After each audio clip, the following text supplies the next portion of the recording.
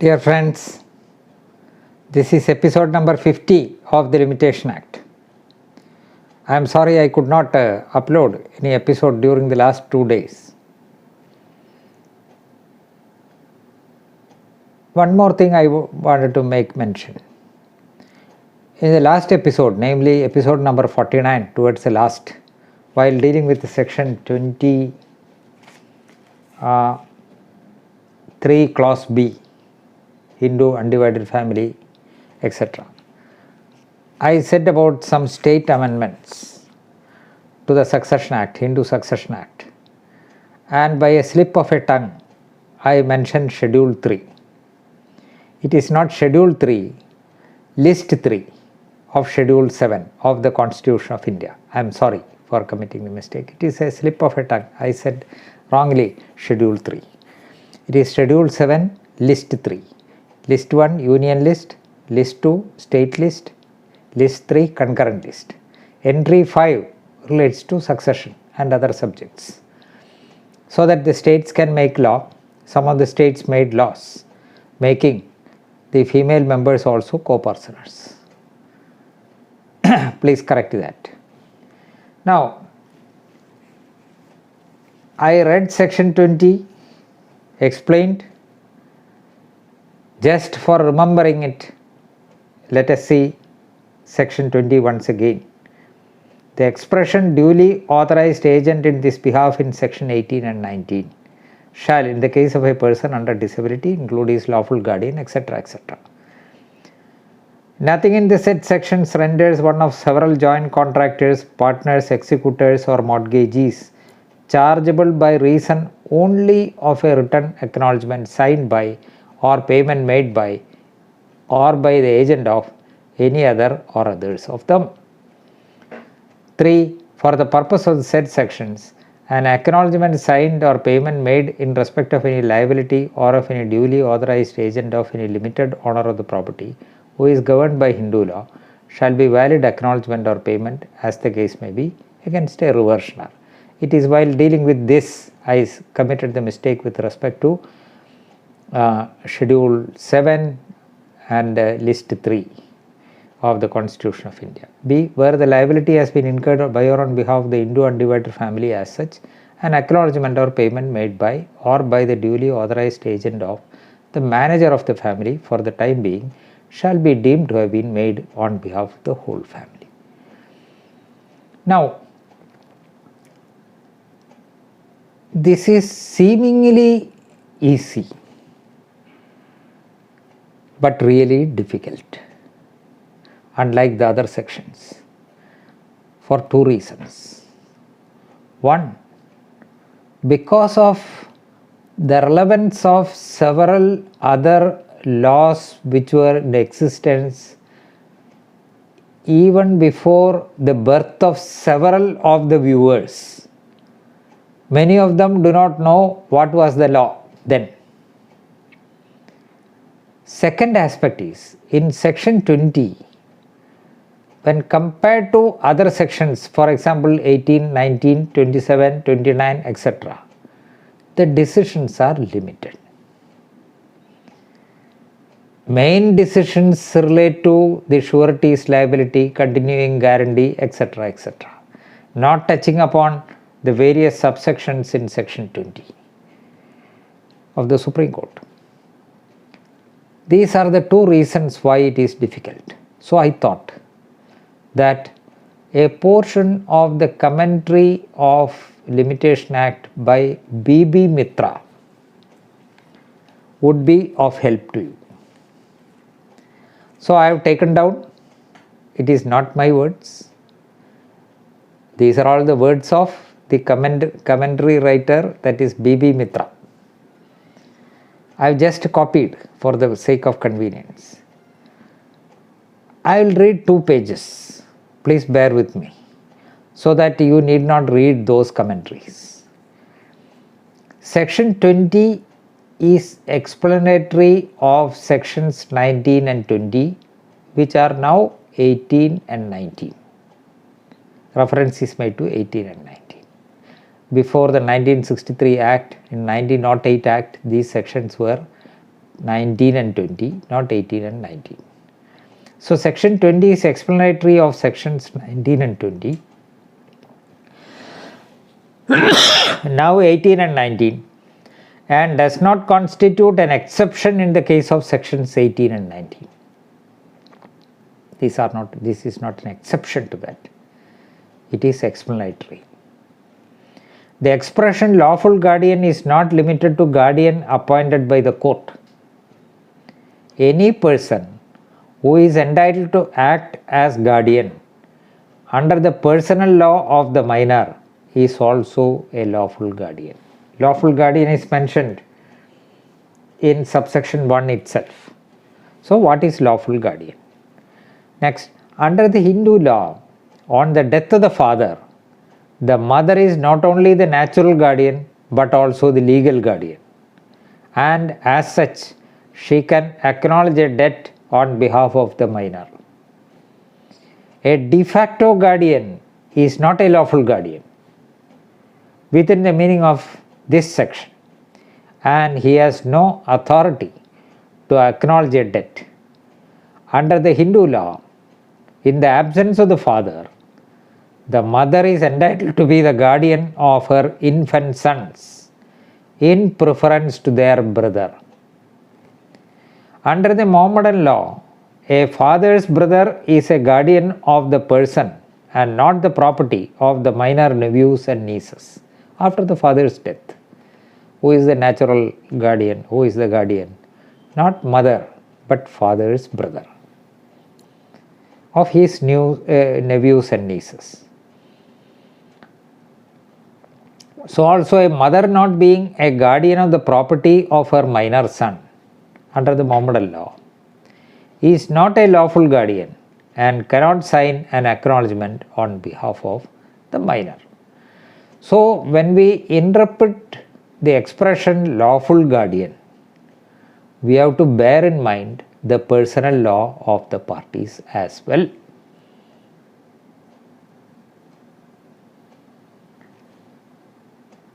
That is one aspect to be noted.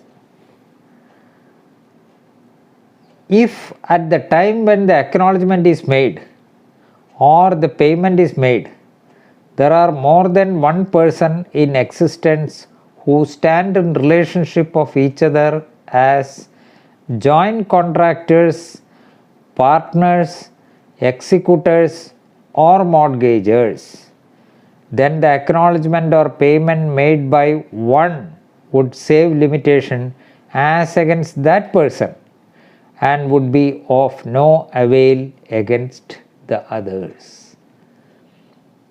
This is the difficulty which arises because of the word only occurring in subsection 2. Nothing in the said sections renders one of several joint contractors, partners, executors or mortgagees chargeable by reason only of a written acknowledgement signed or payment by or by the agent of any other or others of them.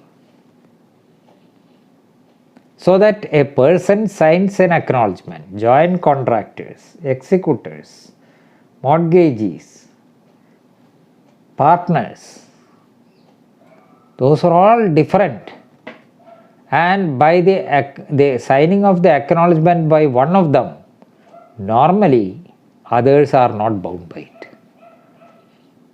That is the expression only. Only because of that, others will not be bound. But there are exceptions. We will come to that. The section means that the mere writing or signing of an acknowledgement by one partner does not necessarily of itself bind his co-partners. But it must also be shown that he had authority, express or implied, to make the acknowledgement on behalf of himself and his co-partners. The mere fact that persons are partners does not make one partner liable under an acknowledgement by another. But if the acknowledgement is done in the course of partnership business, it is binding on other partners. in the course of partnership business, so that there is authority. That is the significance of the expression only. Only because of an acknowledgement signed, that will not save limitations so far as persons who are not parties to such acknowledgement. But if the person making the acknowledgement has authority to bind others also, then these all joint contractors, mortgagees, etc. occurring in subsection 2, they also will be bound. If the partnership had been dissolved at the date of the acknowledgement and the creditor had notice of such dissolution, the acknowledgement by one partner will be of no avail against the firm, because the dissolution took place. In the absence of express evidence of authority, an acknowledgement of a partnership debt by an ex-partner after the dissolution of the partnership is not binding on any other ex-partner. If the partnership had been dissolved by the death of one of the partners, an acknowledgement made by the surviving partners, unless they are specifically authorized to do so, cannot bind the representatives of the deceased partner. There are several partners. One partner dies, unless there is something repugnant, something otherwise in the partnership deed, the partnership gets dissolved, and the rights and liabilities of the LRs of the deceased partner will be with respect to that cut-off date. And here, by the death of one of the partners, a partnership is dissolved. An acknowledgement made by the surviving partners, unless they are specifically authorized to do so, cannot bind the representatives of the deceased partner. There must be authority. Otherwise, it will not bind the legal representatives of the deceased partner, on whose death the partnership stood dissolved. Joint contractors as promisors to a promissory note cannot be made liable by reason only of an acknowledgement of payment signed by one of them. A promissory note executed by two or more persons. Before the expiry of the period of limitation, one of the joint contractors, one of the signatories to the pronote, makes an acknowledgement. He will be bound by it, but not the other two co-executants of the promissory note, unless there is authority for the person who makes the acknowledgement so as to bind others also. A co-owner as such has no authority to enlarge the period of limitation. Likewise, co-owners. See, a property owned by several persons, they are co-owners, they stand in the relationship of co-owners. So, a co-owner as such has no authority to enlarge the period of limitation as against the other co-owners by any acknowledgement of liability or payment of principal or interest. Otherwise, what will happen? Suppose a property devolved on 10 legal heirs of a deceased father to whom the property belonged. So, the property has to be divided into 10 shares. One person is in management, others are employed abroad or elsewhere in India. And something is done by the person who is in management, either in collusion with others or straightforward, whatever it is. Unless there is authority to do so, such acknowledgement will not bind the 9 others. If it will be binding the possession of the co-owners who are not in possession, who are not at the place, who are not in actual cause possession, will be precarious. That is why the law is like that. A co-owner as such has no authority to enlarge the period of limitation against the other co-owners by any acknowledgement of liability or payment of principal or interest. Co-mortgagers stand in the position of joint contractors. So, what is the meaning of the expression joint contractors? Now the position is very clear to you.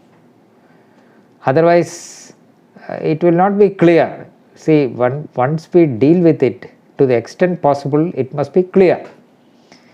So, only by reading this commentary, it becomes clear. Even the decisions of the Supreme Court or High Courts, I did not find the meaning of all these things. These are all some old decisions which are referred to here. Normally on search we will not find it. So their commentaries are important. Commentaries of, see, good authors.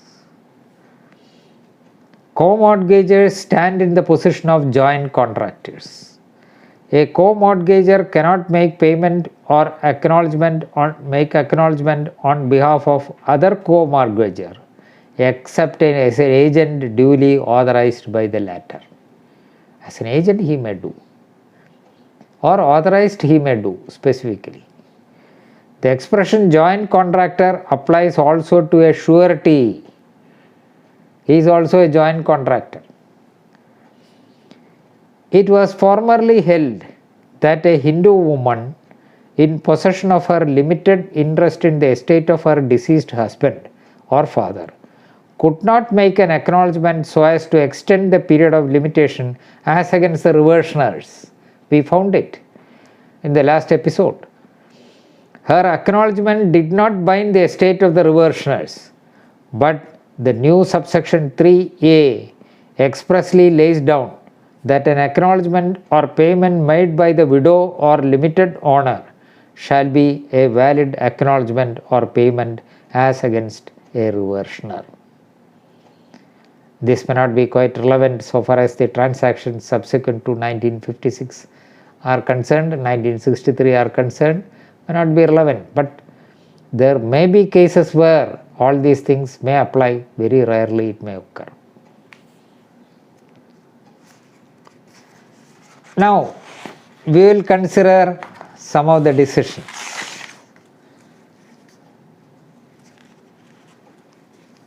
Some of the decisions which will throw light on the various principles, mainly regarding surety and principle, continuing guarantee, etc. etc. In litigations where bank is one of the parties, all these things become relevant. That is why I thought of citing these decisions.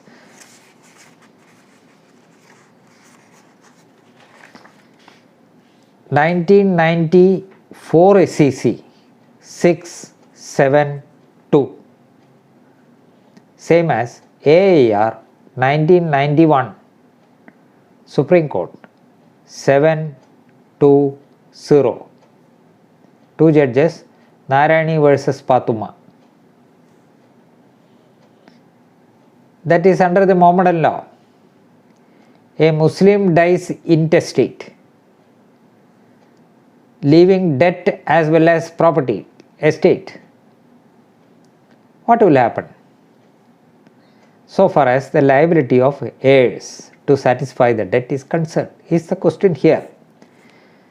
There you may see paragraph 14, 15, 16, 17 and 17. Long paragraphs. I will read only a few sentences so that it will be very clear. This is by Justice Ahmadi and Justice M.M. Punchi, both of whom later became Chief Justices. Para 14 I will read. The heirs of a Muslim dying intestate on whom falls the liability to discharge the debt, proportionate to their respective shares in the estate devolved, can hardly be classified as joint contractors, partners, executors or mortgagees. So the legal representatives of a deceased Mohammedan on whom the estate devolved cannot be termed as joint contractors, partners, executors or mortgagees. As held above, they are by themselves independent debtors, the debt having been split by operation of law. Inter se They have no jural relationship as co-debtors or joint debtors so as to fall within the shadow of contractors, partners, executors or mortgagees, or in a class akin to them. They succeed to the estate as tenants in common in specific shares. Even a signed written acknowledgement by the principal or through his agent would bind the principal and not anyone else standing in jural relationship with the principal in accordance with 22. Even a signed written acknowledgement by the principal or through his agent would bind the principal and not anyone else. The Muslim heirs inter se have no such relationship. In this view of the matter, we take the view that the High Court was right, etc., etc. Now in paragraph 17, a few sentences. Lastly, it was urged by the learned counsel for the appellant that even though the debts of the deceased to be taken to be divisible and devolving separately on the heirs in proportion to their shares, the plaintiff still could proceed to recover the entire debt from the defendant respondent number 2, since he was still continuing in possession of the estate and had not parted with it by means of partition or other shares. See the argument of the counsel. It is true that the legal representative of a deceased Mohammedan who died intestate, they take separately. There is no jointness. There is no joint and several liability. It is separate. Their liability is separate. Therefore, they are not joint contractors, etc., etc., coming within the meaning of section 20. Still, the argument is, since one person, that is respondent number 2, is in possession of the whole estate and it was not partitioned, therefore the acknowledgement made by one will bind others, is the argument. See how innovative the argument is. This argument cannot sustain for a moment in view of the clear statement of law made by the Allahabad High Court in Jeffrey Begum's case. An Allahabad High Court judgment was relied on. Formerly in the Supreme Court judgments, we will see the various High Court judgments that will be discussed.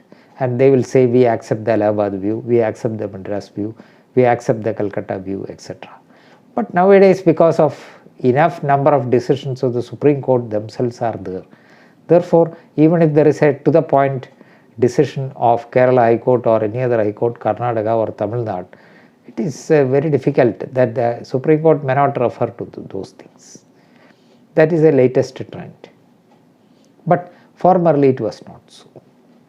There may be reasons for it. The property of the co-heirs supposedly in possession of the defendant, respondent number 2, cannot be touched directly in his hand unless the co-heirs being parties to the suit are held liable to pay their share of debt, the debt being recoverable. See, this is what is said by the Supreme Court in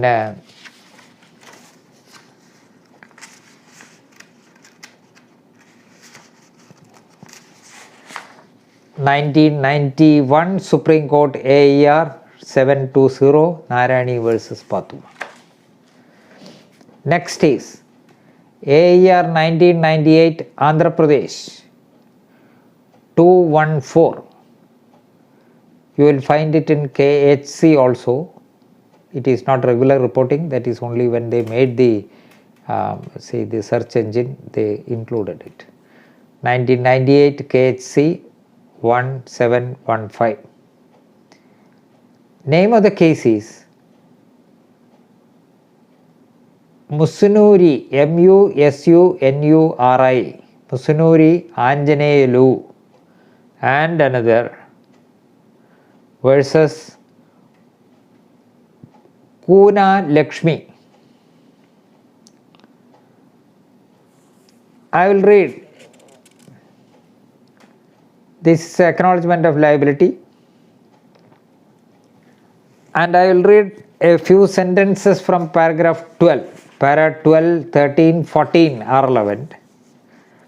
A careful reading of section 22 of the Act makes it certain that the provision is not confined to only joint contractors, but it also concerns other similar persons like partners, executors, or mortgagors, chargeable by reason of the acknowledgement or the payment, which includes the executors of a document like promissory note also. The expression executor used in the provision need not be confined to the executor or propounder of a document like will. This is the interpretation. Usually we use the expression executor in relation to a will. An executor may be named, etc. etc. So according to Andhra Pradesh judgment, the expression executor cannot be confined to the executor or a propounder of a document like the will. It has got a larger import and purport. Therefore, the law which is settled in Thayaramma's case, AIR 1977 Andhra Pradesh 205, following 22 of the Act, is to the effect that the acknowledgement of the debt by payment by one of the joint contractors, not extending the period of limitation, would equally apply to such a situation by one of the joint debtors in the case of pro note also. Then one sentence in para 14, thus on a proper application of the correct legal decisions enunciated above, this court should conclude that acknowledgement of debt by one of the co-debtors or payment by one of them does not extend the period of limitation either under section 18 or 19 of the Act, that is so as to bind others. That is not there. It should have been there. Next is AIR 1984 Allahabad 267. Parallel citation parallel citation 1984 KHC 1259. Mansaram and Sons, bankers, Dehradun and others. Mansaram and Sons, Dehradun and others versus Messrs. Janki Das, Om Prakash, Janki Das, Om Prakash, New Delhi and others. This is also acknowledgement of debt. Para 8, I will read a very large paragraph. I will read only very few sentences. Under the general law of partnership, a partner is an agent of the firm. The act of a partner which is done to carry on in the usual way business of the kind carried on by the firm binds the firm. Implied authority to bind the firm might include the power to acknowledge the liability in the usual course in respect of a deposit accepted in the banking transactions. Lindley on the law of partnership 1979 edition was quoted with approval. Lindley on partnership is authoritative text. Then towards last, interpreting the corresponding section 21 of the Limitation Act 1877, a division bench of this court held in Gadu Bibi versus Parsottam 1988 ILR 10 Allahabad 418. We were all before we were all born. I was born in 1954. 90% of the viewers will be of 90 edition. This is 1888. The mere writing or signing of an acknowledgement by one partner does not necessarily of itself bind his co-partners, unless also it can be shown that he had the power to bind that partner for the purpose of making such an acknowledgement, and in effect purported as to bind them. This is in the light of subsection 2 of section 20, which lays down that the partners are chargeable by reason quotation only of a written acknowledgement signed by one of them. We will see in the next episode. Thank you.